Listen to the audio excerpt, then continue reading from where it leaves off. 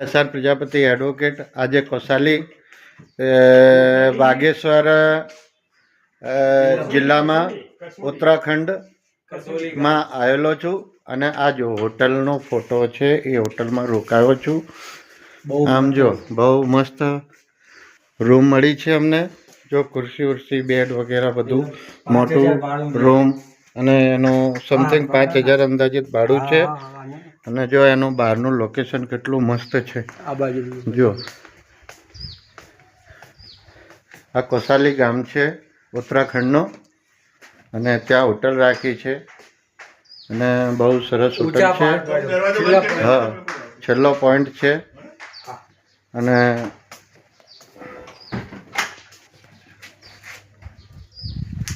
વાતાવરણ બહુ સરસ છે. વરસાદ થાય છે, ઝીણો ઝીણો વરસાદ થાય છે, ઠંડી બી છે. અને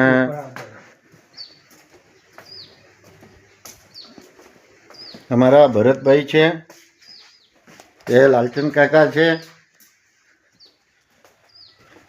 જો તમને આખી હોટલ દેખાડી રહ્યો છું. ધીમે ધીમે ઉપર જઈ રહ્યા છીએ અમે હાલમાં. આખું ગામનું અહીંથી ઉપર જઈને આખા ગામનો વિડીયો એમાં આવશે. જો કેવી મસ્ત હોટલ છે. જો લોકેશન બહુ સરસ છે, બહુ જ સરસ લોકેશન છે. અને એ અમારા સિદ્દીકી સાહેબ ડ્રાઈવર છે. હમણાં ઉપર જઈ રહ્યા છીએ સીડીઓથી.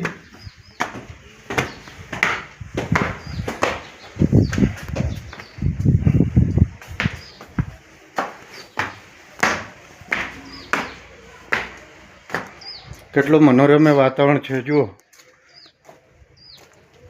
બહુ સરસ વાતાવરણ છે.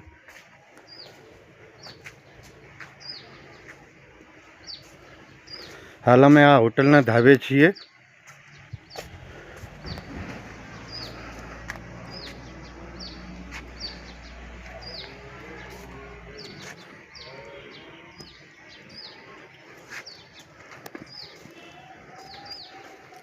જો આખા પ્રકારના અલગ જ પ્રકારનું એક ઝાડ છે.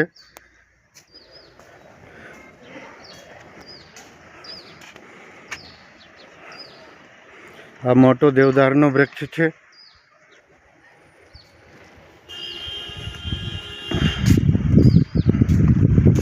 અને આ નીચે ખાડી છે આખી. આ જે લાલ છત છે દેખાય છે એ ગાંધી આશ્રમ છે. અહીં ગાंधी जी एक दिवस માટે आया था. जो गेस्ट हाउस जिला पंचायत कसौली बागेश्वर में आपका हार्दिक स्वागत है, इस तरह से लिखा हुआ है. और ये गांधी आश्रम है.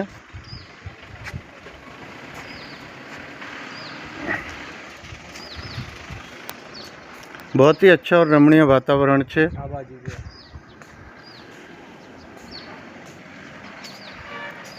બહુ જ સારું રમણીય વાતાવરણ છે, જે મનને આહલાદક કરે એવો વાતાવરણ છે. અને એવું લાગે છે કે રમેશ અહીંયા રોકાઈ જઈએ, આવો મોસમ છે. હે જ્યાં અમારા ભરતભાઈ મિત્ર બેઠા છે.